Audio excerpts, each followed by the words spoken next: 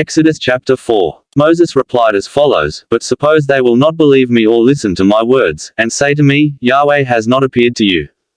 Yahweh then said, "What is that in your hand?" "A staff," he said. "Throw it on the ground," said Yahweh. Moses threw it on the ground, the staff turned into a snake and Moses recoiled from it. Yahweh then said to Moses, "Reach out your hand and catch it by the tail." He reached out his hand, caught it, and in his hand it turned back into a staff. Thus they may believe that Yahweh, the God of their ancestors, the God of Abraham, the God of Isaac and the God of Jacob, has appeared to you. Next, Yahweh said to him, "Put your hand inside your tunic." He put his hand inside his tunic, then drew it out again, and his hand was diseased, white as snow. Yahweh then said, "Put your hand back inside your tunic." He put his hand back inside his tunic and when he drew it out, there it was restored, just like the rest of his flesh. Even so, should they not believe you nor be convinced by the first sign, the second sign will convince them, but should they not be convinced by either of these two signs and refuse to listen to what you say, you are to take some water from the river and pour it on the ground, and the water you have taken from the river will turn to blood on the dry land. Moses said to Yahweh, "Please, my Lord, I have never been eloquent, even since you have spoken to your servant, for I am slow and hesitant of speech. Who gave a person a mouth?" Yahweh said to him, "Who makes a person dumb or deaf, gives sight or makes blind? Is it not I, Yahweh? Now go, I shall help you speak and instruct you what to say." "Please, my Lord," Moses replied, "send anyone you decide to send."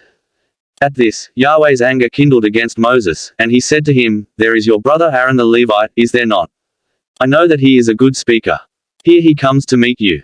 When he sees you, his heart will be full of joy. You will speak to him and tell him what message to give. I shall help you speak, and him too, and instruct you what to do. He will speak to the people in your place, he will be your mouthpiece, and you will be as the God inspiring him. And take this staff in your hand, with this you will perform the signs." Moses went back to his father-in-law Jethro and said to him, "Give me leave to return to my kinsmen in Egypt and see if they are still alive." And Jethro said to Moses, "Go in peace."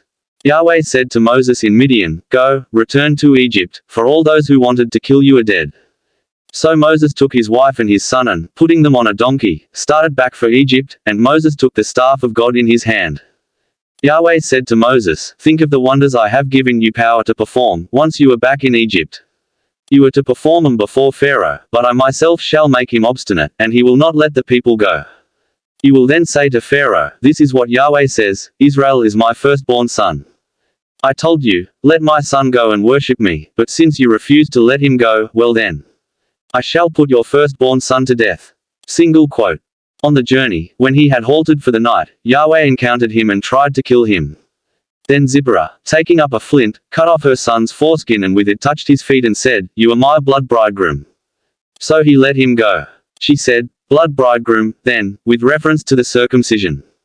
Yahweh said to Aaron, "Go into the desert to meet Moses." So he went, and met him at the mountain of God and kissed him.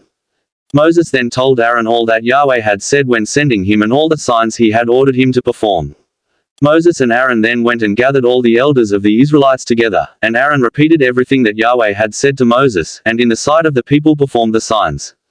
The people were convinced, and they rejoiced that Yahweh had visited the Israelites and seen their misery, and they bowed to the ground in worship.